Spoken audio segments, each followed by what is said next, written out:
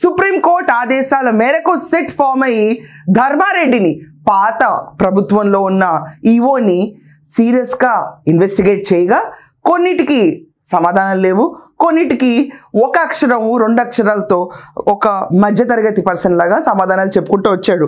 కానీ వీళ్ళందరికీ అర్థం కావాల్సింది, ఏడుకొండలవాడ, ఆపద మొక్కులవాడ, మమ్మల్ని కాపాడు అని చెప్పి తిరుపతి వెళ్ళి చాలామంది మొక్కుకుంటూ ఉంటే ధర్మారెడ్డి, వైవి సుబ్బారెడ్డి, జగన్మోహన్ రెడ్డి ఇలాంటి వాళ్ళందరూ కూర్చుని దేవుడు ముందే ప్రతి గురువారం నిజరూప దర్శనం ఇస్తున్న వెంకటేశ్వర స్వామి ఆలయంలో కల్తీ నెయ్యి, అది నెయ్యే కాదు అని చెప్పి నిన్న సిట్ వెల్లడిస్తుంటే వాస్తవాలు ప్రతి ఒక్క హిందూకి వీళ్ళపైన ఆగ్రహం కలిగింది.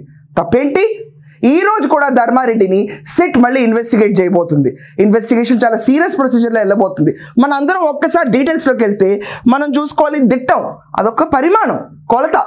దేవుడు వారి ప్రసాదానికి ఆగమ శాస్త్రం ప్రకారం, ఒక దిట్ట ప్రకారం, మనం కొలతల ప్రకారం ఇన్ని లడ్డూలు, ఆ లడ్డూ నాణ్యత ఏంటి, పొంగలైతే ఏంటి, చెక్కలైతే ఏంటి, ఇన్ని రకాలుగా దద్దోజనం దగ్గర నుంచి ప్రతి ఒక్కటి స్వామివారికి పెట్టే ప్రసాదం, భక్తులకి ప్రతి ప్రసాదంకి ఒక పరిమాణం ఉంటుంది, ఒక నాణ్యతాపరమైన విలువలు ఉంటాయి.